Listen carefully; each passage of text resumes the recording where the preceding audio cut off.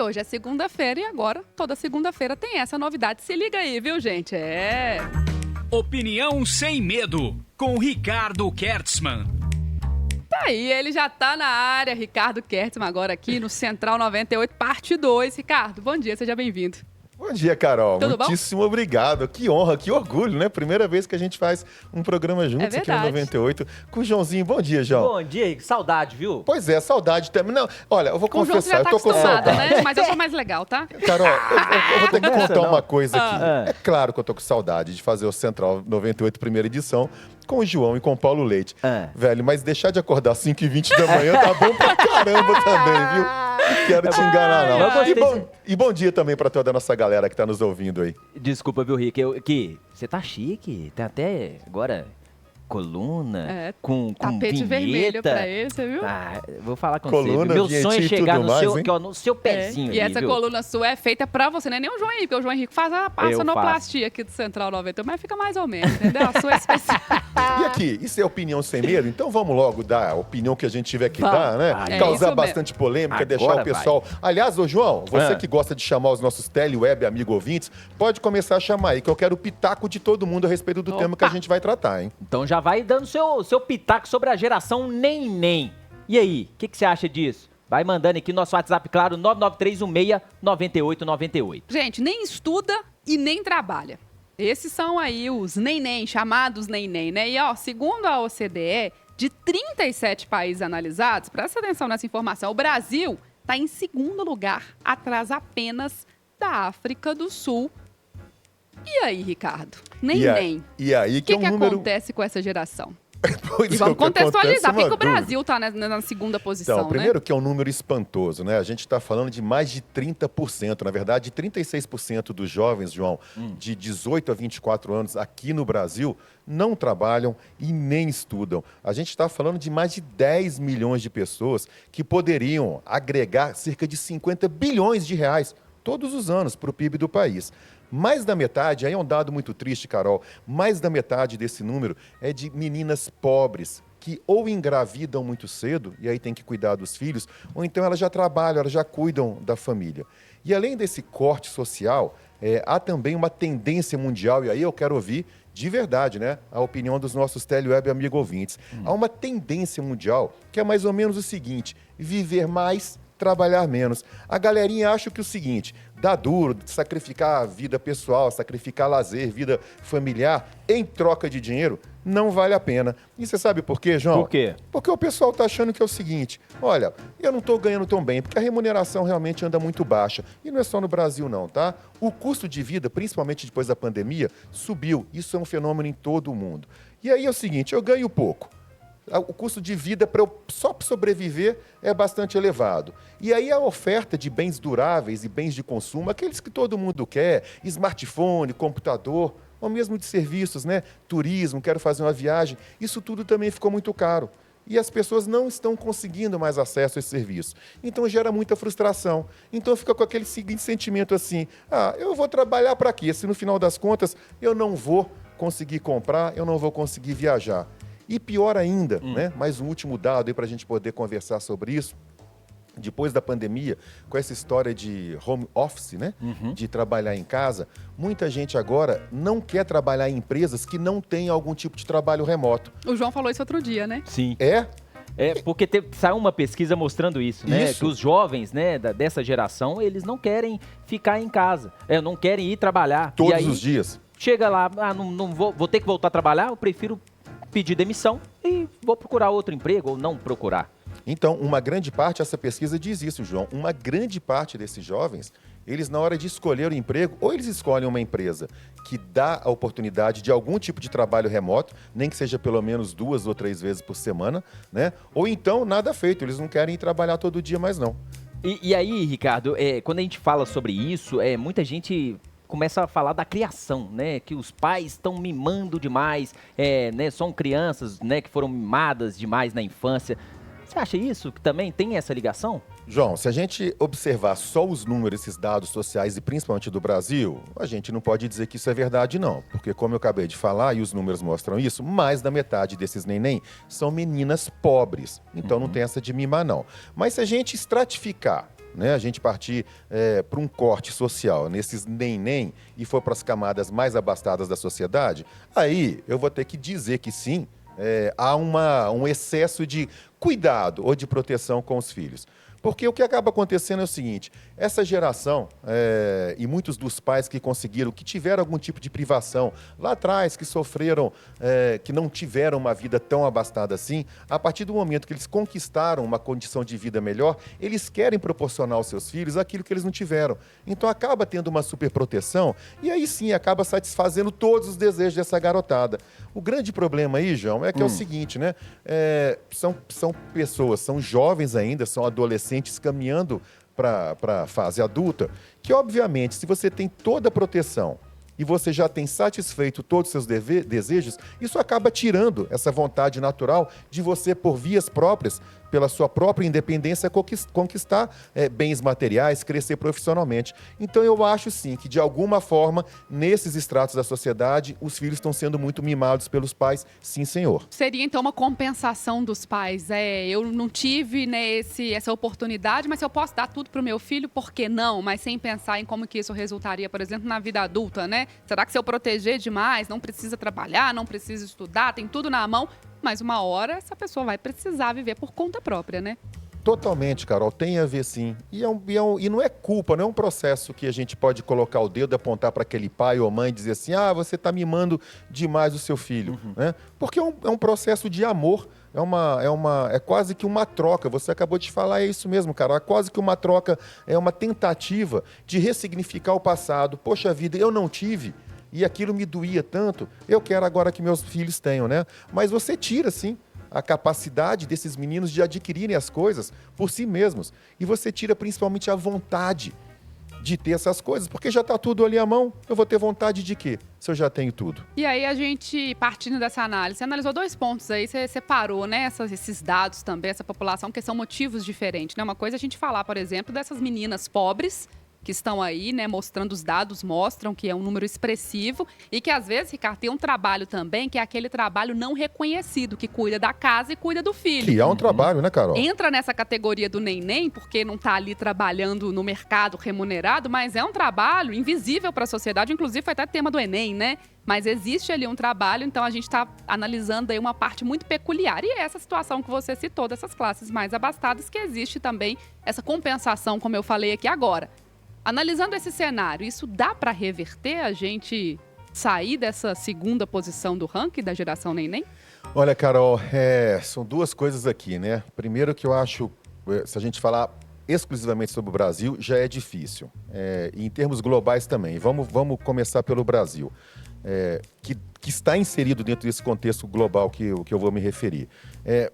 Há uma tendência dos governos, isso a gente verifica em todas as grandes democracias, há uma tendência desses governos de promoverem cada vez mais programas assistenciais, mais auxílios assistenciais. Porque não dá para você deixar essa turma toda sem ter nenhum tipo de rendimento.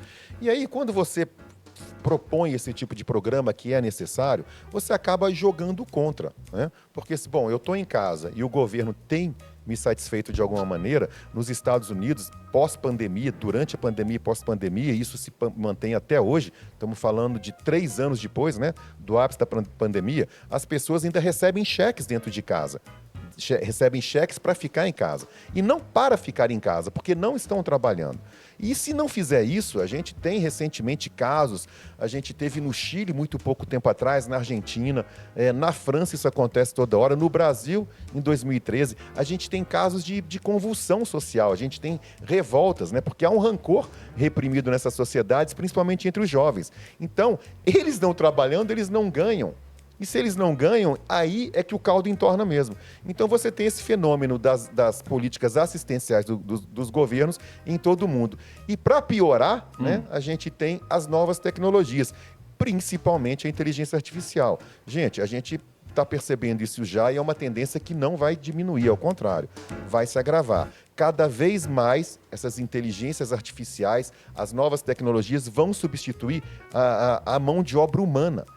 todos os grandes empregadores de mão de obra, eles vão caminhar para isso. Se você pega, por exemplo, call centers, né? Isso você não tem, você ainda tem, obviamente, no Brasil, muita gente trabalhando, é um dos maiores empregadores de mão de obra, mas você já tem muita interferência, você já tem muito atendimento feito a partir dessas inteligências artificiais. E aí você não tem mais a necessidade de um ser humano. Ou seja, de um lado você tem governo, de alguma forma, não estimulando, mas mantendo essas pessoas em casa com algum tipo de auxílio. E, por outro lado, você tem as novas tecnologias que favorecem o não trabalho. Desculpa, eu acho que a curto prazo a gente não tem uma tendência boa de reverter esse quadro, não, Carol. Não, eu que peço desculpa, viu, Ricardo? E quais são os impactos disso tudo, Ricardo, para você?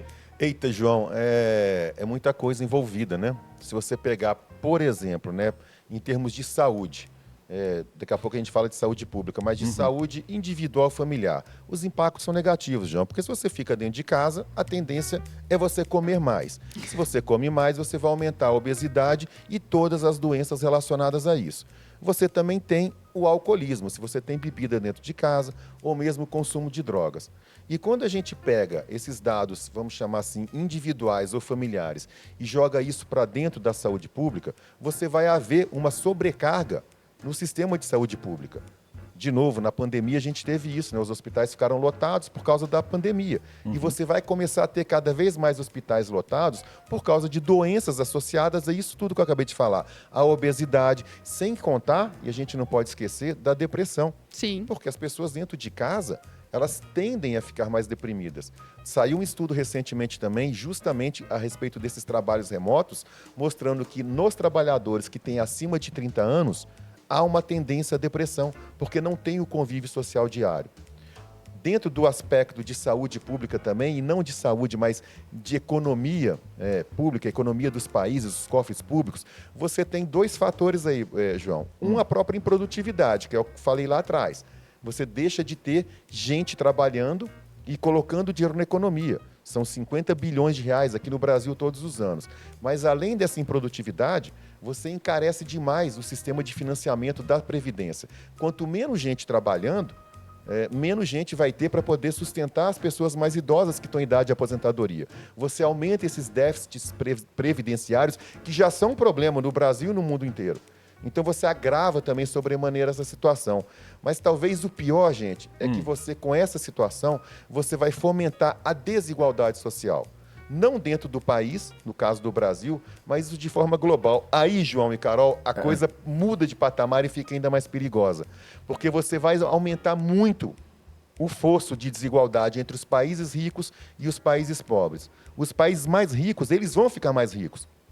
E os mais pobres vão ficar mais pobres. E aí você tem uma tendência à guerra civil, à convulsão social, a golpe de Estado. E quando isso acontece, quando isso ocorre em regiões geopoliticamente já problemáticas, a gente tem várias por aí, né? A gente vai ver que isso vai atrapalhar de forma muito, muito brutal a economia do mundo e mesmo colocar em risco algumas regiões por questões de guerra mesmo, de conflito. A gente está tendo isso já em alguma medida, a gente já tem isso há muito tempo no Oriente Médio. Esquece a questão Israel e Palestina. A gente tem essa questão de convulsões sociais nas próprias teocracias da região. A gente está caminhando para isso também, a gente já tinha isso no leste europeu e agora com a invasão da Ucrânia pela Rússia, a gente vai observar esse cenário também de instabilidade. Ah, Ricardo, mas são coisas diferentes. São diferentes, mas está tudo muito interligado. A gente não pode esquecer que toda a questão social em todos os países, ela é muito relevante, porque o rancor nasce dali. Quando essas populações ficam sem acesso, e não é nem só de extrema pobreza não, Carol, porque você tem populações extremamente pobres na Índia, por exemplo, no Paquistão, e você não tem essas convulsões sociais. Essas convulsões sociais são em sociedades onde há uma oferta de bens e que essas pessoas não conseguem adquirir esses bens. Então está tudo muito interligado e é perigoso, sim. Eu ia falar, tudo isso interligado também com esse assunto que a gente trouxe aqui, que é a geração neném, que tem qualquer relação, impacto, né? Tem a ver, porque é aquela história, todo mundo já ouviu falar, né, na história da borboleta lá, né? Não sei se vocês conhecem, né? Que um bater de asas de uma borboleta, né, na América do Sul causa um tufão na Efeito África, borboleta. Né? É o efeito borboleta. É verdade, porque eu estou te falando, se você tem pequenas convulsões sociais em alguns países, em algumas regiões, isso começa a causar instabilidade geopolítica, você vai interferir em alguma medida as relações. Uma guerra hoje no Oriente Médio afeta o Brasil.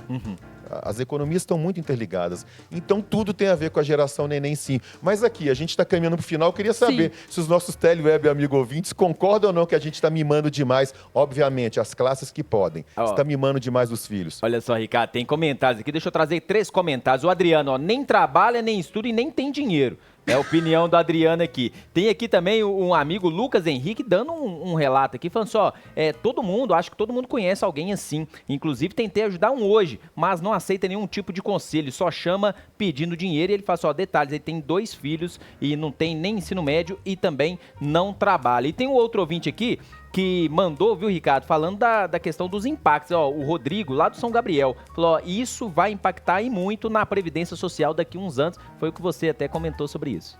Já impacta hoje, né?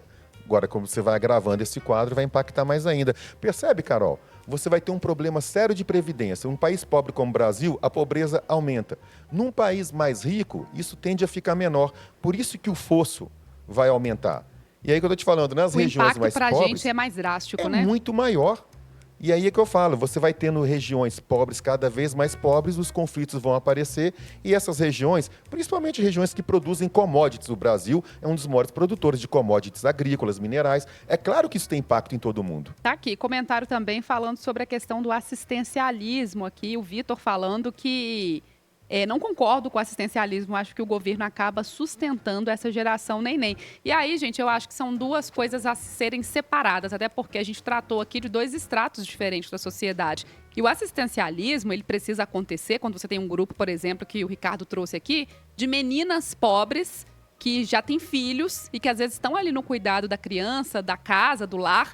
Mas o assistencialismo também, o programa de assistencialismo, ele precisa também fazer com que a pessoa saia daquela situação, né? Ele só funciona se for assim, porque se a gente tiver um programa que vai, a longo prazo, manter a pessoa naquela situação, ele não faz sentido, pelo menos esse é meu ponto de vista. Tem que ser um programa em que ajude a pessoa naquele momento que ela não tem recurso e não tem opção, mas que, ao mesmo tempo, permita a ela progredir para não precisar mais daquele recurso assistencial. Não tenha dúvida, Carol. Talvez a crítica desse nosso teleweb amigo ouvinte tenha sido em cima dos programas assistencialistas para quem não precisa, né? Mas aí vai ao encontro daquilo que eu falei. Todas as grandes democracias, elas têm feito isso, mesmo para quem não precisa. Eu acabei de dar o exemplo dos Estados Unidos. Eles enviam cheques para as casas das pessoas que não trabalham. Aí você fala assim, mas isso é um absurdo. Ok, pode ser um absurdo, mas você vai fazer o quê? Vai deixar essa pessoa sem comida? E aí, quando você deixa essa pessoa... E não é só sem comida não, Carol. Porque nesses países mais ricos, as pessoas usam esse dinheiro para comprar smartphone, por exemplo. Porque se você não satisfaz essa vontade, lembra o que eu acabei de falar, você começa a fomentar esse rancor social. Isso transborda em conflitos sociais, transborda em convulsão social, e nenhum governo quer bagunça dentro do próprio quintal. Tá aí, gente. Ricardo Kertzmann, opinião sem medo. Agora, toda segunda-feira, aqui na segunda edição do Central 98, ele vem com opinião, ele vem com comentário. Você também pode participar, é seu espaço também. Ricardo, obrigado demais. Até semana que vem, viu? Obrigado até semana que vem. Joãozinho, quem tá levando pão de queijo cedinho pra você hoje de manhã agora, hein? Ricardo, ninguém tá trazendo, nem aquele pastelzinho maravilhoso. Eu tenho que puxar a orelha desse povo aqui, não tá viu, abandonado. Chega Um abraço, gente. Obrigado. Até semana que vem. Até. Valeu, obrigada. Agora são 11h03 e passou de ontem, você já sabe. A hora do almoço tá chegando. Sabe que é do tamanho da sua fome? Seu burger, é claro. Sem quebrar tudo aqui, né, João Henrique? É isso aí. Ô, Carol, o melhor burger do universo também abre na hora do almoço pra satisfazer sua fome, é com gosto. A carne, gente, é suculenta de 150 gramas, tem aquele bacon crocante, o queijo que derrete na boca, tudo isso com pãozinho brioche artesanal. Tem coisa melhor não, viu, João? Deu água na boca aí que eu sei, né? Então peça agora seu burger pelo iFood. Seu burger do tamanho da sua fome. Gente, vamos para o intervalo, daqui a pouquinho de volta com ela, a doutora Luciana Nepomuceno, professora, advogada, nossa colunista, que também na segunda edição do Central 98 está com a gente toda segunda-feira e hoje falando aí sobre o placar do Supremo Tribunal Federal 3-0 para esclarecer em uma ação apresentada pelo PDT os limites para a atuação das Forças Armadas, até onde vai, o que pode fazer, a gente discute